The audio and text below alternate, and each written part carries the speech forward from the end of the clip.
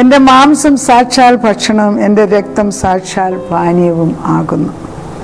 എൻ്റെ മാംസം തിന്നുകയും എൻ്റെ രക്തം കുടിക്കുകയും ചെയ്യുന്നതിന് എന്നിലും ഞാൻ അവനിലും വസിക്കുന്നു. ജീവനുള്ള പിതാവ് എന്നെ അയച്ചിട്ട് ഞാൻ പിതാവിൻ മൂലം ജീവിക്കുന്നത് പോലെ എന്നെ തിന്നുന്നവൻ എൻ മൂലം ജീവിക്കും. എൻ്റെ മാംസം സാക്ഷാൽ ഭക്ഷണമാണ്. സാക്ഷാൽ ഭക്ഷണം ക്രിസ്തുവിൻ്റെ മാംസമാണ്.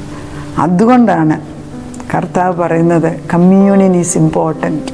കർത്താവിൻ്റെ തിരുവത്താഴത്തിന് അല്ലെങ്കിൽ കർത്താവിൻ്റെ ഒന്നിച്ചുള്ള ഭക്ഷണം അന്ന് തിരുവത്താഴം. ഇന്നിപ്പം കർത്താവ് ആത്മാവിൻ നമ്മുടെ കൂടെ വന്നിരിക്കാൻ ആഗ്രഹിക്കുന്നുണ്ട്.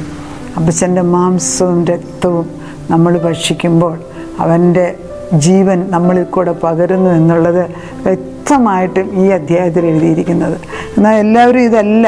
ചിലർ 1 കൊരിന്ത്യർ 11:22-24 തൊട്ടുള്ള വാക്യം എടുക്കുന്നത്. പക്ഷേ ഇവിടെ യേശുവിൻ്റെ വാക്യങ്ങളാണ് ഇത് പറഞ്ഞിരിക്കുന്നത്. അതിന് ചിലർ എക്സ്ക്യൂസ് പറയും, അത് ക്രിസ്തുവിൻ്റെ പുനരുദ്ധാനത്തിന് മുമ്പുള്ളതല്ലേ എന്നൊക്കെ.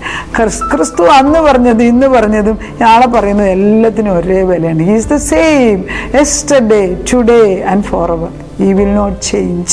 അവൻ്റെ വാക്യം ഇങ്ങനെ തന്നെയാണ്. ഒന്നും കൂടെ വായിക്കുന്നു. ദൈവത്തിൻ്റെ ആത്മാവ് പറയും, കർത്താവ് ആമേൻ ആമേൻ ഞാൻ നിങ്ങളോട് പറയുന്നു, നിങ്ങൾ മനുഷ്യപുത്രൻ്റെ മാംസം തിന്നാതെ അവൻ്റെ രക്തം കുടിക്കാതിരുന്നാൽ നിങ്ങളുടെ ഉള്ളിൽ ജീവനില്ല.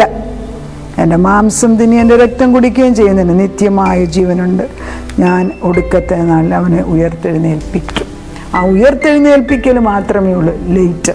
പക്ഷേ ആത്മാവും ദൈവവുമായിട്ടുള്ള ബന്ധം, എൻ്റെ ആത്മാവും ദൈവവുമായിട്ടുള്ള ബന്ധം പുനഃസ്ഥാപിക്കുന്നത് കർത്താവിൻ്റെ കൂടെയുള്ള ആ തിരുകൃപ അനുഭവിക്കുന്നത് അപ്പച്ചൻ്റെ തിരുവത്താഴം അനുഭവിക്കുമ്പോഴും കർത്തൃമേശ എടുക്കുമ്പോഴും ഹോളി കമ്മ്യൂണിയൻ എടുക്കുമ്പോഴാണ്.